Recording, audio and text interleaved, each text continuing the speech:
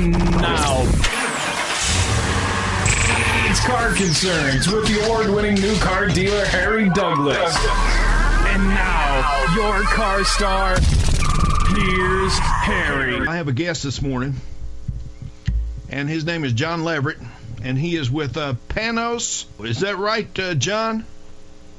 Good morning, Harry. Thanks for having me. Yes, well, I'm with Panoz LLC, and we are the manufacturers of the Panoz sports cars and race cars. Tell me a little bit about what you do. I just ran across your site, and it's a good-looking site, folks. If you want to follow along, it's Panoz.com. It's Panoz.com. And I'm talking to the man right here, John. Hey, John, what's your objective here with Panoz? Well, I'm the Senior Vice President of Sales and Marketing is what I do here at Panoz. I've been working with the Panoz group of companies for about 12 years. I'm very fortunate to work with my son, who has been with the company for about 23 years and is their chief engineer. Unfortunately, also named John Leverett, but so we do create a little confusion here. That happens in families quite often. Yeah, it does. We've been producing vehicles from this location just north of Atlanta, Georgia, now for 25 years. We were the first company in America to produce an aluminum-intensive vehicle, fully certified in all 50 states. Came out just before the second company to produce one, which was Chrysler, and they had a little hot rod that they made for a while there. So the company was very innovative in the use of new materials. Then the family got involved. It's a family-owned company, the Panoz family. Got involved in racing and created the American Le Mans Series. Bought IMSA, the International Motorsports Association, and several racetracks, and ran a very successful racing program in the American Le Mans Series until 2012, when it was sold out to NASCAR, who now runs the same series. But we are the street car portion of that group of companies, and we are celebrating our 25th anniversary by introducing some very limited edition, unique versions of our race cars that we've built over the years as street legal cars. And that's where we're at today. Now, I'm on the website, and I'm looking at the Roadster, and that looks just like or similar to, what was the Chrysler car? What was it called? That was the, I made it for like a year. It came out a year after we came out with the Roadster. A very good-looking car.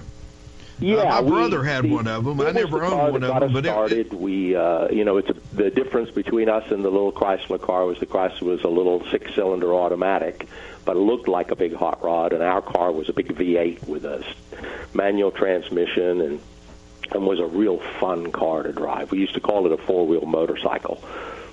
Yeah, it says "wind in your hair," right here. And but anyhow, yeah, it is bold and it is unique. You need to run one of those up here for me to drive for a week. I'm on the press car program, and the manufacturers drop me off a brand new car to drive every Tuesday morning right here in the driveway. I'd love to test drive one of these. What about the GTR1? Now, is that your race car? GTR1. Yep, actually, I'm not sure which picture you're seeing, but the picture you're seeing is probably of the street version. This is a car back in 1997 when we decided to go to the 24-hour of Le Mans, but we wanted to go in the top class, which was the prototype class for manufacturers. Traditionally, you only saw Mercedes, BMW, and of course it's been dominated over the years by Audi.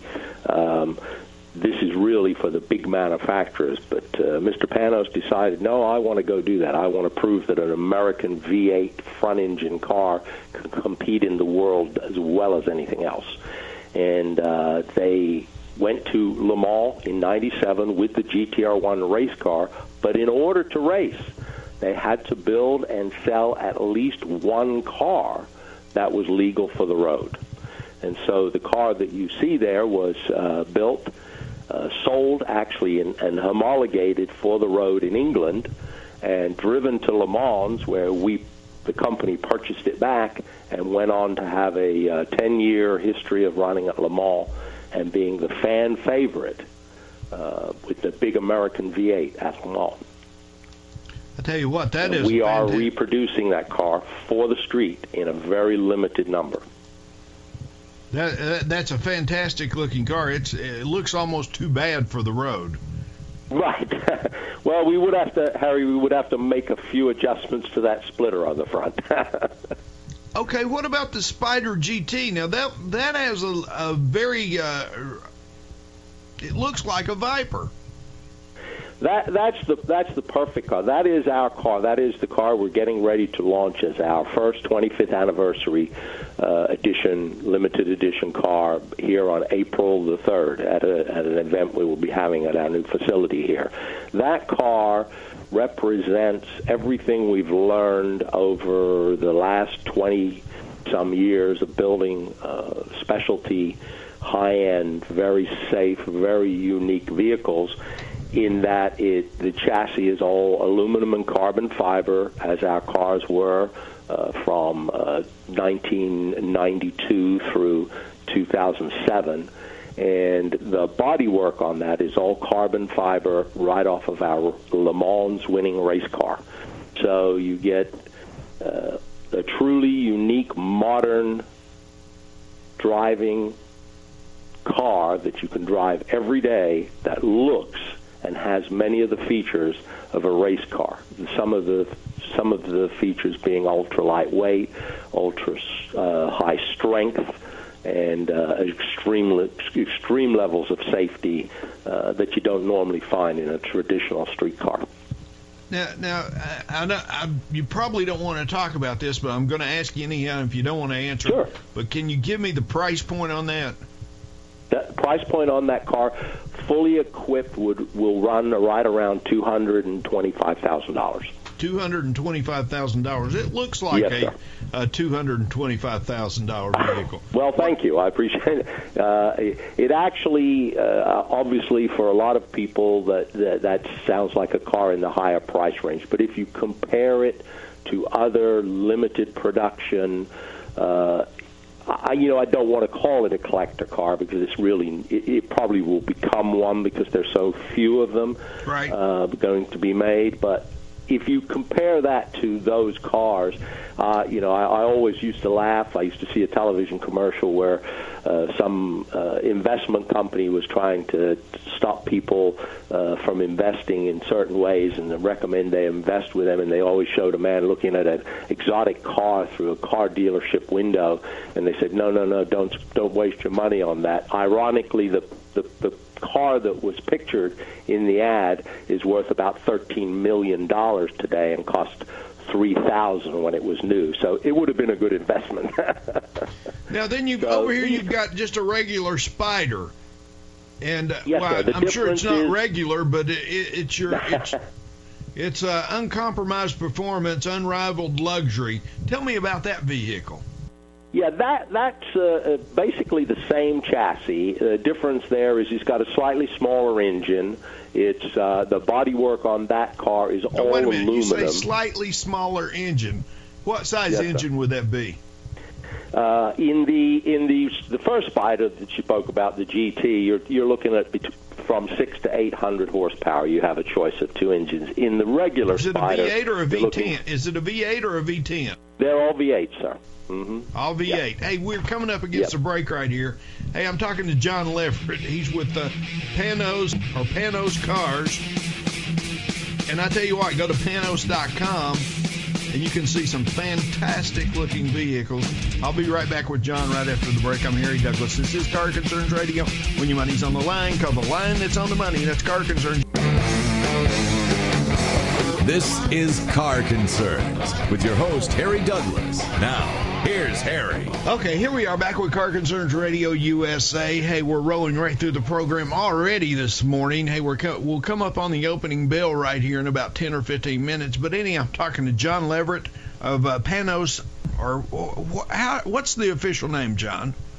Well, the official name of the company, Harry, is Panoz LLC. Okay, but in order to let my audience know, you sell automobiles, right? You manufacture automobiles and you sell them, right? Right there in Georgia. Yeah, the company was originally founded in 1989 as Panoz Auto Development by Daniel Panoz, the son of Dr. Donald Panoz. And the family have been involved in the car business ever since, manufacturing mostly race cars and mostly racing, with the exception of our division, which is Panoz LLC, which makes the street versions of the cars. And so now I'm on the website, and it says you're building, almost got the new showroom complete? Yes. Yeah, grand opening for, we're at the same location we've been for 25 years. We've just expanded gradually over the years and finally have built a nice place where the public can come. It's a nice showcase of the cars we've built over the years for the street. And in the rear is a small museum of all the race cars that we've built for many years. The Panoz Group was the largest producer in the world of open-wheeled race cars. And we've won the Indianapolis 500 4 times. We've won the 24 Hours of Le Mans in 2006, Sebring 12 Hours. All the great endurance sports car races have been won by a Panoz car at some point. And we have a nice little museum that we're constructing. It'll be open to the public. It'll be free of charge. And they may come in and see those fantastic old race cars. And we do also rent that museum out for car clubs and private functions, and all of the monies collected there go to local Boys Club charities here. Do you have a distribution network across the nation, or do you just have to come here to get your automobile? Yeah, through 97, Harry, we had a large group of dealers across the country, approximately 55 dealers around the country that retailed and serviced Panoz vehicles, and they still do. In 2007, based upon some new government regulations for smart airbags, we were unable to continue that process in the same way. Unfortunately, those dealerships, whilst they still exist and they still support our brand, we no longer sell through them. Everything now is done directly through the factory as far as the actual sales, and the deliveries can still be done through the dealers, and the service is still available through dealers nationwide. So let me ask you this. Okay, say I wanted to set up a distribution point right here in my neck of the woods at the Car Concerns garage. Could I do that?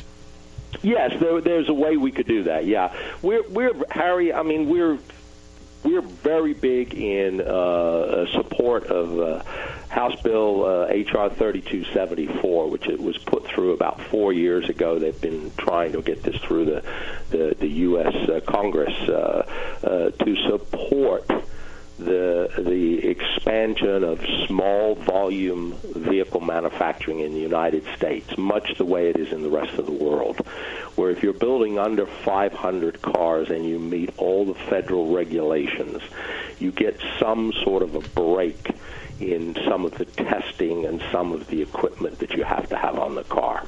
And as long as the bill has never actually made it out of committee in the Congress, but Congressman Campbell from California has worked on this tirelessly for 4 years.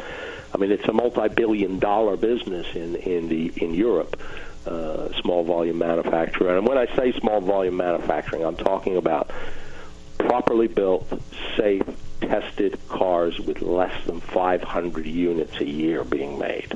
And do they make do they meet the safety standards here in the USA, the National Highway Safety Administration? Right. Our vehicles do. Yes, all of our vehicles over the years were crash tested. They meet California emissions.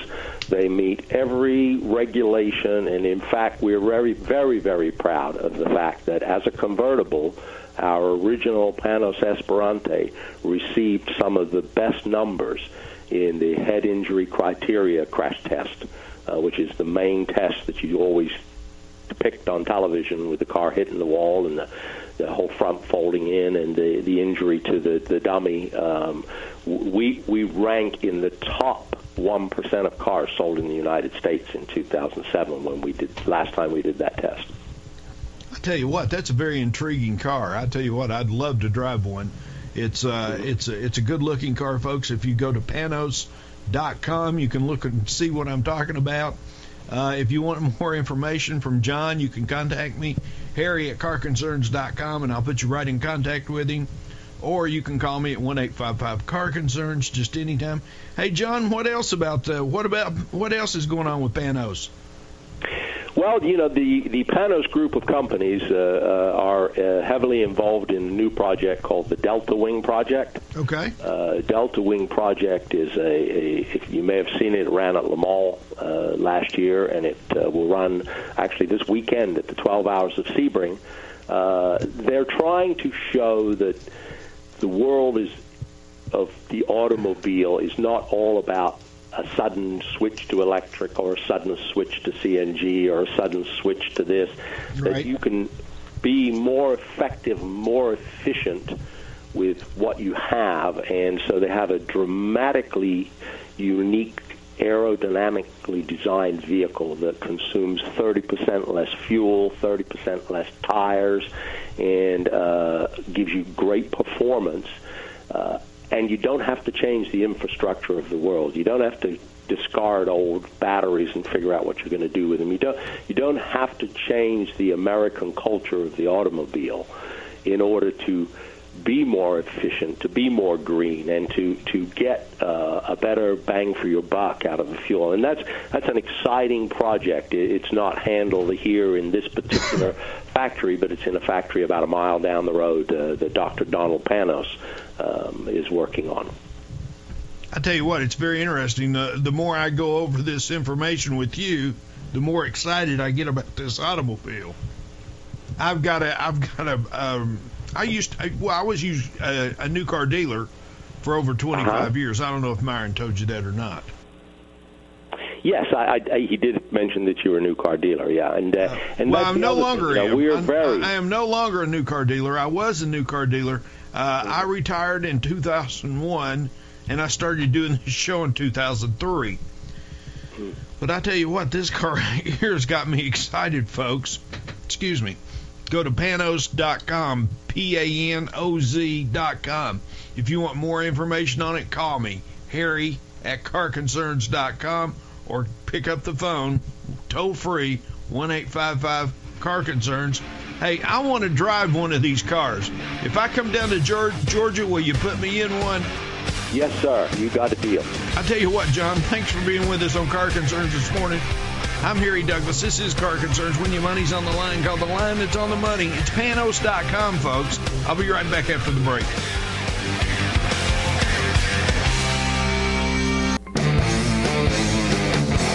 This is Car Concerns with your host, Harry Douglas. Now, here's Harry. Hello, Harry. I hear Myron Stokes finally showing up to the show.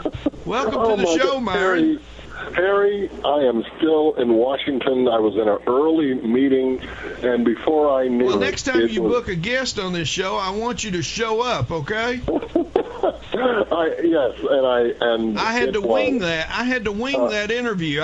You send my regrets to John that I was ill repaired because I thought you were going to be doing the interview. Right.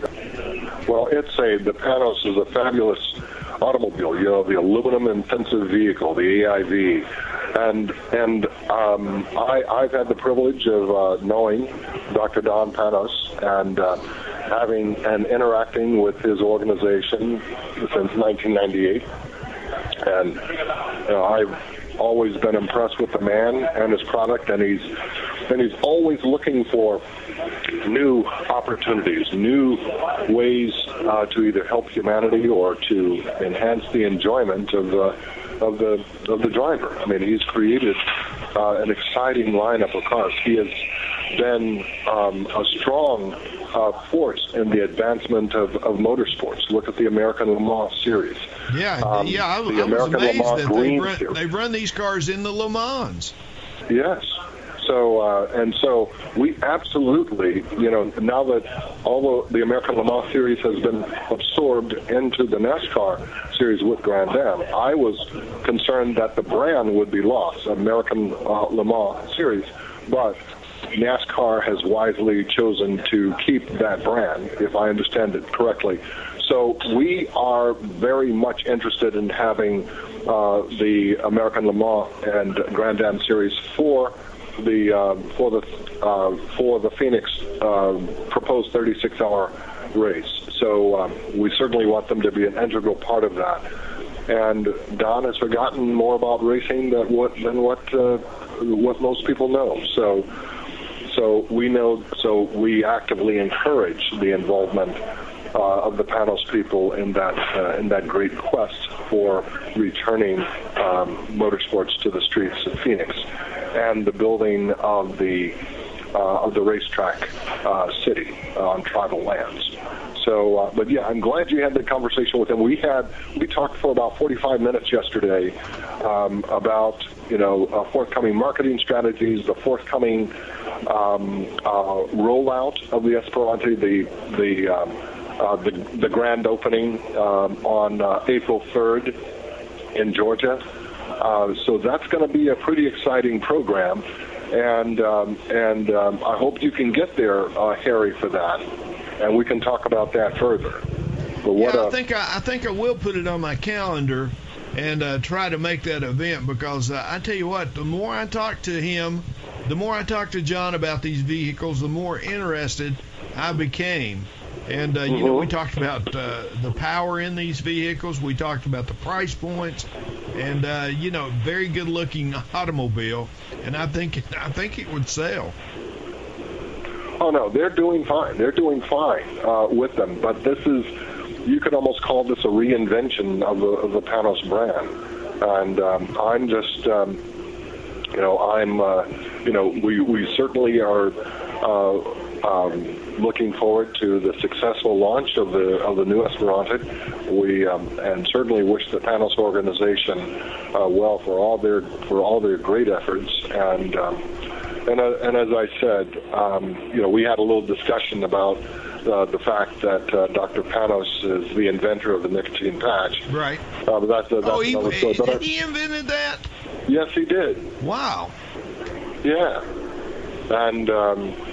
And then he has been extremely supportive of his native Ireland. Hey, Myron, we're getting to the end of the show right here. Myron D. Stokes, folks, he did finally show up. But anyhow, and we'll forgive you. Okay. This time, Myron, we'll forgive you. All right. But anyhow, emotionsreport.com.